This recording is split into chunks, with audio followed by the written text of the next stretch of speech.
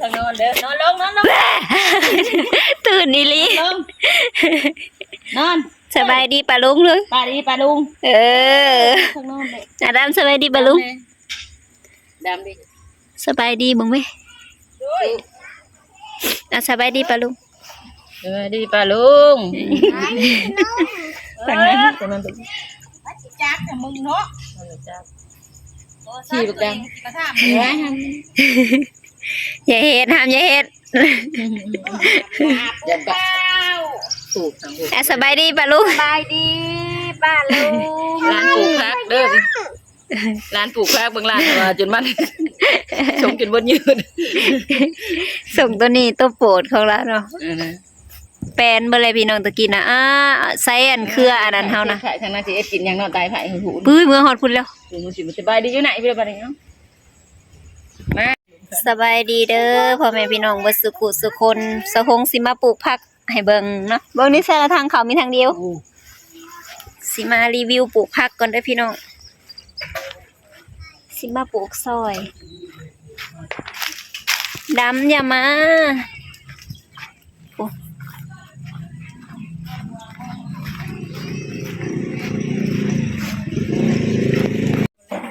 ใช่นี่ปลูกผักเนาะพี่น้องเพิ่นขยายกิจการสาขาออกไปยับออกไปอีกหน่อยนึงเนาะเพราะว่า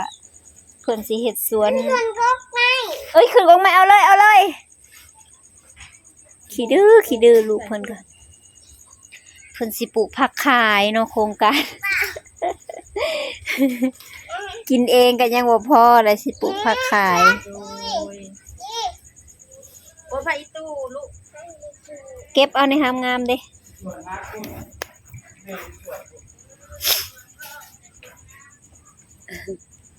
สะฮงก็เป็นวัดพี่น้อง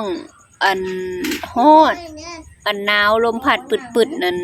บ่ได้มีอาการอีหยังบ่ได้ออกได้แอร์เนาะบ่เพราะอากาศร้อนอากาศเปลี่ยนแล้วก็เป็นหวัดจามปิดๆเมื่อวานนี่เนาะ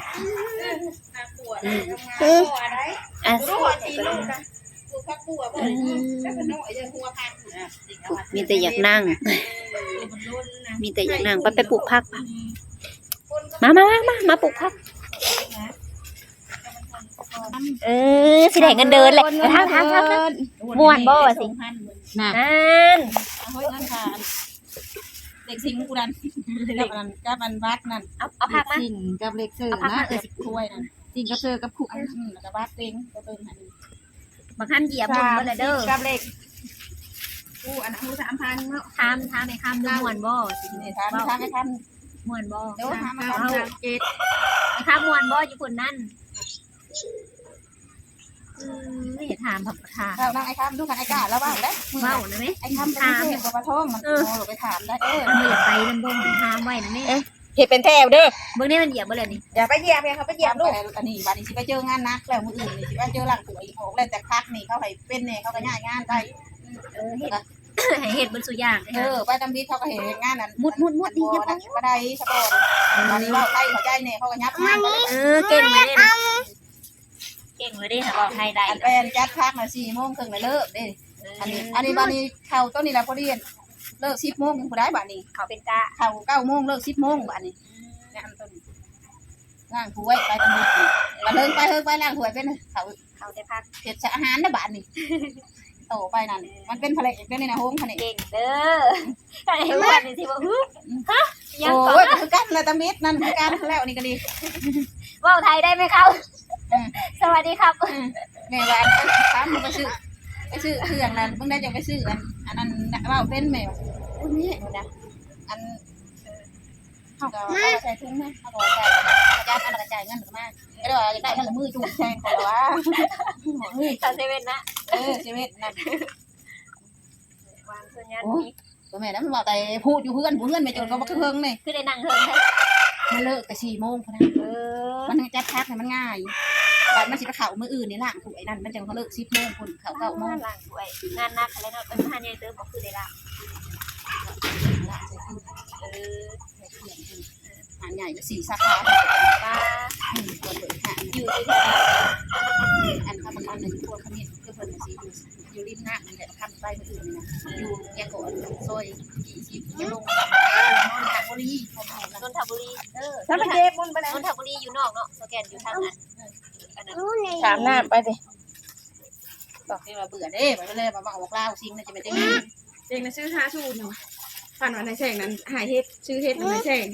50,000แต่ก้าวน่ะซื้ออยู่สูตร5สูตรนั้นไปลงไว้บนล่างไปเอสเซ่5สูตรนั้น ไม่ใช่นี่ เบื่อ อย่าเผาอย่าเผาเฮ็ดแล้วก่อนจังอันจักรอนหนึ่งดิฉันควรทวน หมดใช้สมัครอ้ายทุกเห็นสมออยู่ของบ่เรามีโทรศัพท์เป็นบ่าว มีกระเตะเงินดิ หมดครบเด้อบักห นี่นะมีเป็นโทษแข็ง ำเนี่ยว่าแล้วก็หมดครบตะกี้แล้ว แล้ว เล ตั ยว มันชำนึงแต่ตัวฝุ่นผสมโลดให้มันกินฝุ่น เอาแล้วไปเย็บอีละโต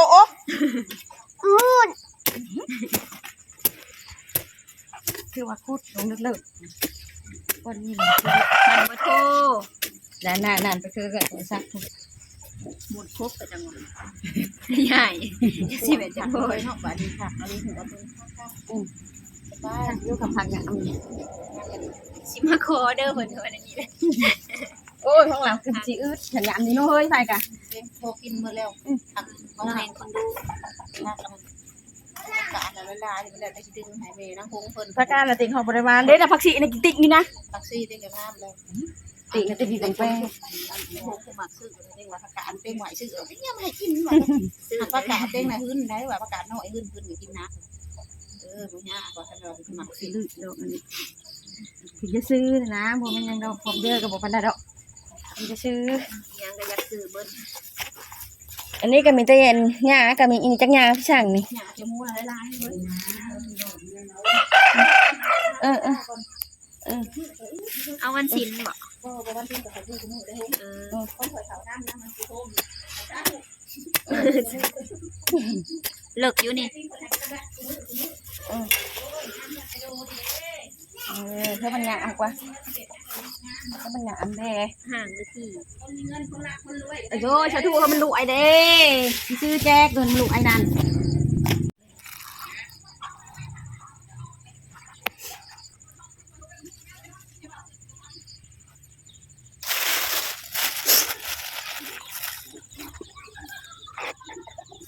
ใส่เลย เฮ้ยปลูกพัก นั่นนี่นะสะฮงเป็นคนปลูก กับบ้านโกพดแองไข่พวกไรจะมา หมดหลายมีแต่คุยหมดจะปิ่นทั้งหัวทั้งหางลงเนาะ เฮ้ยมาจ่อยเอาเดิมมาพุ่งนี่ มังหงซุกพี่น้องมังหงซุกจะหอดใส่ละอันตัวเขาขายในตลาดนะจนออกงอกอันมาผักบัวนี่นะเขาขายบ่ทันตัดบ่ เดี๋ยวมึงเอาทางหัวลงดิ กระยามันกระโปรงงอกขึ้นมาคือเก่าหั่นแหละนุ่งคง โอ้ย ลายเห็ดพอแล้วนี่สะฮงยันอันปิ่นหางมันขึ้นปิ่นอันนั้นโอ้ยยุงครบมันบ่ได้เบิดแล้วมันลายยังลายเติบนี่นะใส่ขยำขยี้เนาะเพิ่นบอกว่าใส่โลดจัดไป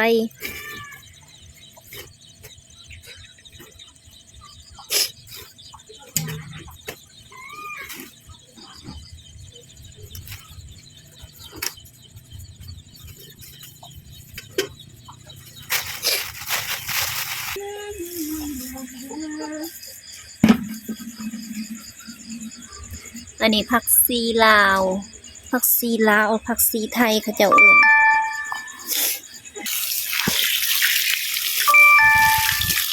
อีกแน่อ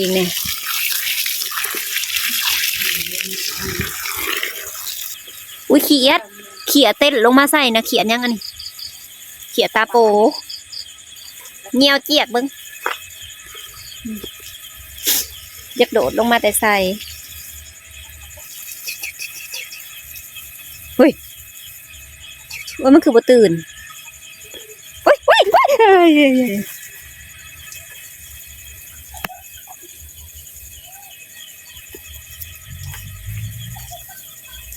นั่นไปละ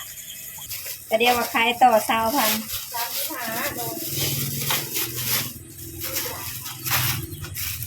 ใช้กับโบกินเฮือนเฮาน่ะคันเฮ็ดอันนี้นะเฮ็ดอันนี้งามพี่น้องเฮ็ดอันเฮ็ดยังก็เฮ็ดนางผ้า เมียเป็นคนอันต่อยผัวเป็นคนหับเนาะเอาเลย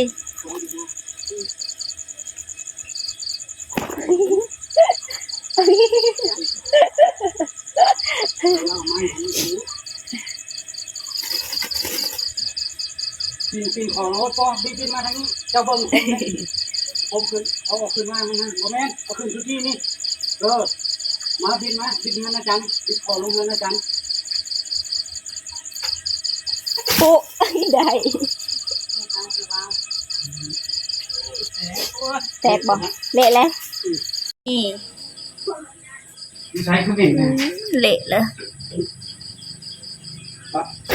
อยู่ได้ไหมลูก แตกเนาะมันตกบวมแม่นมันเน่าบ่ น้องวะ อืม เบิ้งไหม อย่าได้เยอะ กินยาได้พี่น้องยังก็ ให้มันกินยา บ่เฮ็ดไผสิกินยาไผสิอยากนำบ่ กินยาชี กินบ่ได้ กินได้ กินบ่ได้ กิน ขม ได้ ขม ตัวนี้กินได้อยู่ กินบ่ได้ขมคือกัน ถ้ากินตัวนี้เป็นนั่นแหละเป็นนั่นแหละตัวนี้ บ่เป็น เป็น บ่เป็น เป็นยายังตุนนะ อันนี้ยาดีวัด ยาไฟ ยาข่อย ยาเฮา ข่อยไปโอ้ยยุ่งนี่นี่ เฮ้ย นี่แน่ตกแล้วนี่ แม่ นี่ นี่เนาะ ใครแต่บ่ทันได้กินเลือด นี่ ยุ่ง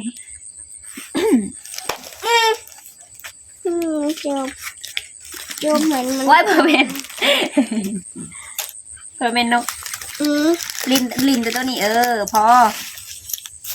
อย่างไม่ มาสิเอาไว้ ไม่ไม่ เฮ้อ ไม่ไม่ เออ ไม่ ว้าวไทยเบิ้งสวัสดีครับ ไม่ไม่ ไม่ว้าวไทยเบิ้งว้าวไทยกับปลา ไม่ ลุง ไม่ สวัสดีครับ ไม่ไม่ เออ ไม่ ไม่แต่ขี้ดินตีนนะ ไม่ เบิ้งสิอ่านเบิ้ง ไม่ เขาเขียนว่าจังไหน ไม่ สบายดีปลาลุงเด้อขอจบ ไม่ ขอจบคลิปไว้เพียงซ้ำนี้เด้อว่าเบิ้ง ไม่ พอกันใหม่คลิปหน้าเด้อปลาลุงบ๊ายบาย มื้อนี้ก็เฮ็ดคลิปอันปลูกผักพังสิเว้าอย่าปากหมูปลาลุงสิบ่หายหั่นน่ะสิบ้าบ่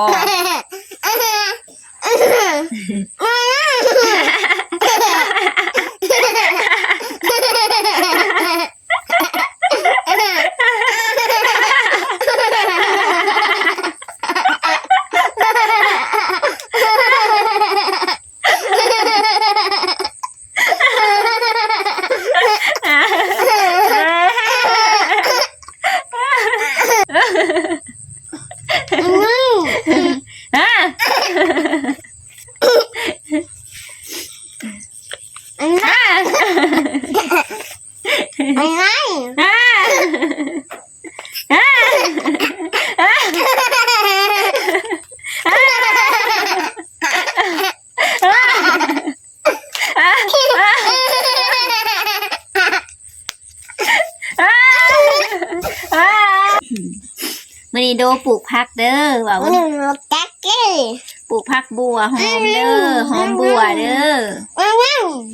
ปลูกผักหอมบัวเด้อว้าวปลูกผักหำปลูกผักหอมบัวกับแม่แจนเด้อกับเอ่ยหงเด้อ